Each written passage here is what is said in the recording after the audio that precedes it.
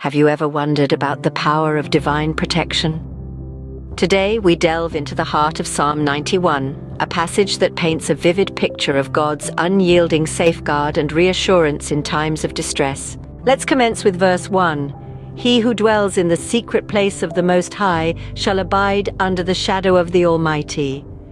A pause here allows us to contemplate the promise of refuge and fortress in God's presence. Moving forward to verse 2. I will say of the Lord, He is my refuge and my fortress, my God, in Him will I trust. Reflect on the unshakable trust in God's protection. Next, verse 3, surely He shall deliver thee from the snare of the fowler and from the noisome pestilence.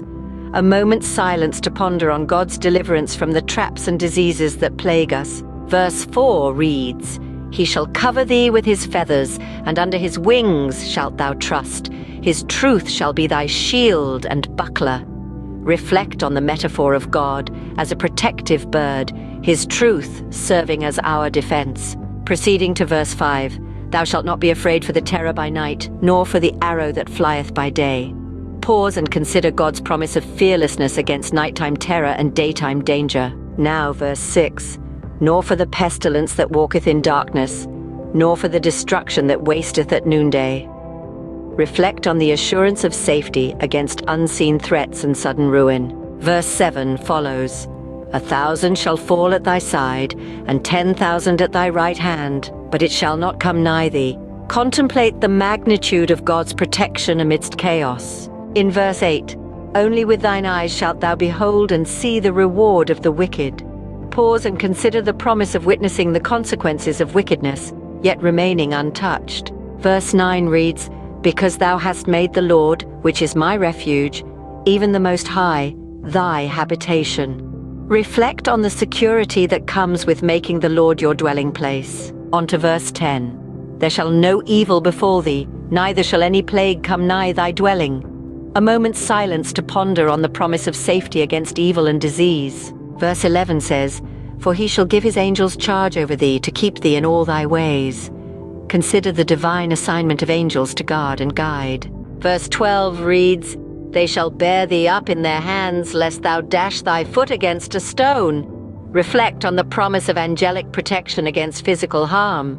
Verse 13, Thou shalt tread upon the lion and adder, the young lion and the dragon shalt thou trample under feet. Contemplate the promise of dominance over powerful and venomous adversaries. Verse 14 says, Because he hath set his love upon me, therefore will I deliver him. I will set him on high, because he hath known my name.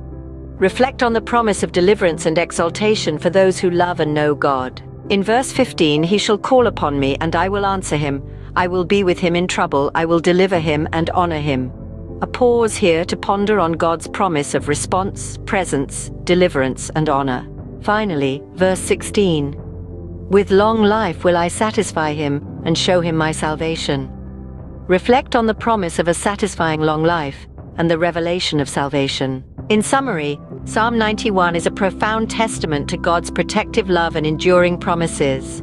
It encourages believers to dwell in God's presence, trust in His protection, and rest in His promises. It reassures us that in the midst of chaos, danger, and disease, God's protective shield remains steadfast. His truth serves as our shield, His angels guard our path, and His love promises deliverance and honor. So as we navigate the uncertainties of life, let's remember the divine protection and assurance embedded in Psalm 91.